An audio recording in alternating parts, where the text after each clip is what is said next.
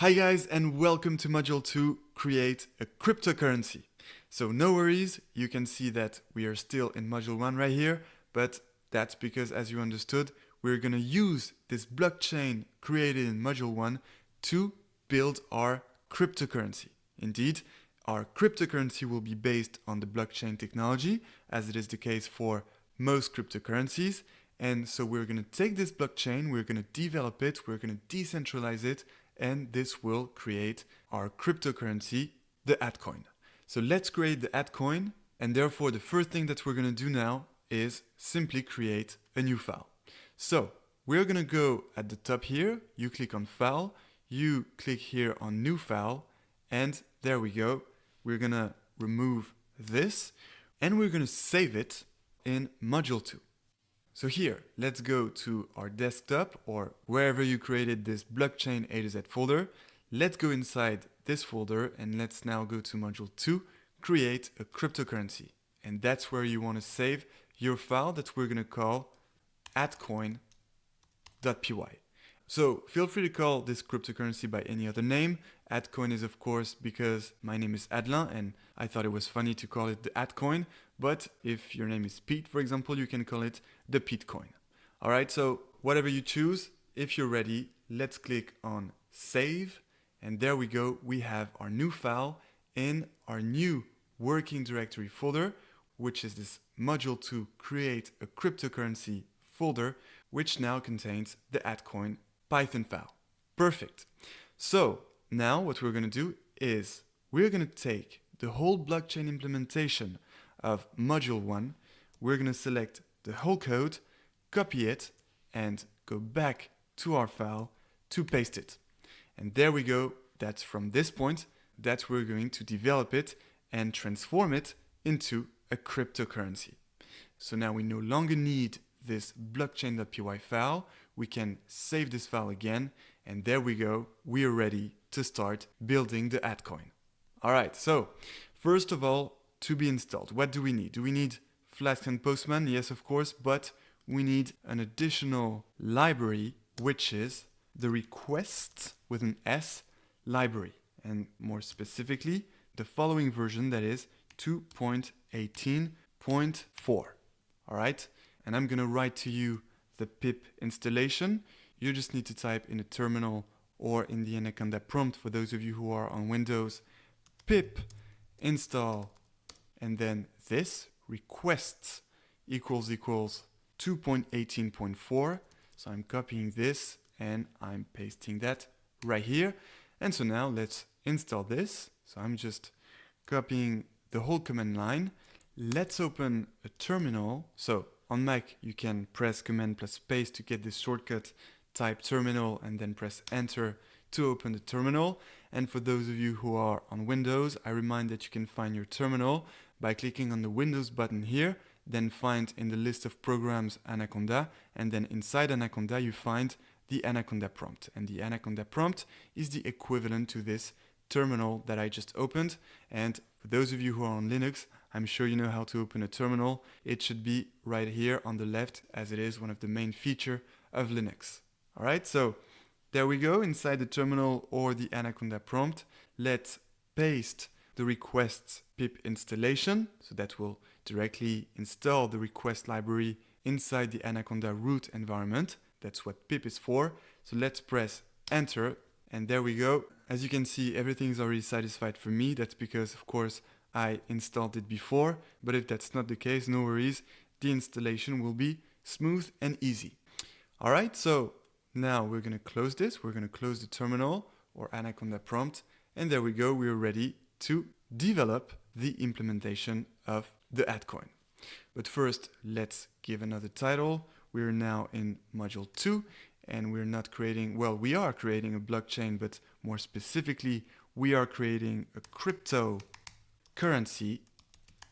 All right, much better. So all good with the title, all good with the libraries to install in the terminal. And now what about the libraries we need to import? Well, again, there is some extra stuff to import. So first of all, we have to import datetime because of course we will get the exact time when a block is mined. So we have to keep this.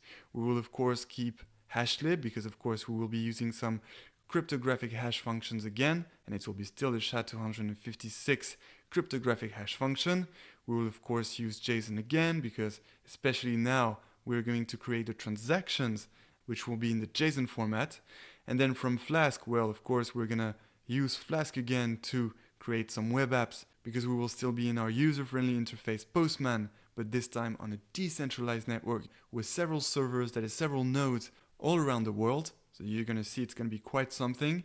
However, from this Flask library, we're not only going to import the Flask class and JSONify, but also a third one, which is the request. The request module. And that's because we will be connecting some nodes in our decentralized blockchain network. And to connect these nodes, we will be using the getJSON function.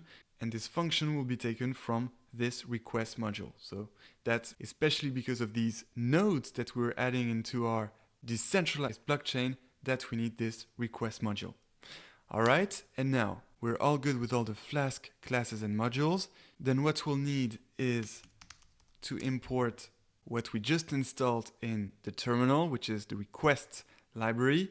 So we'll import requests right now.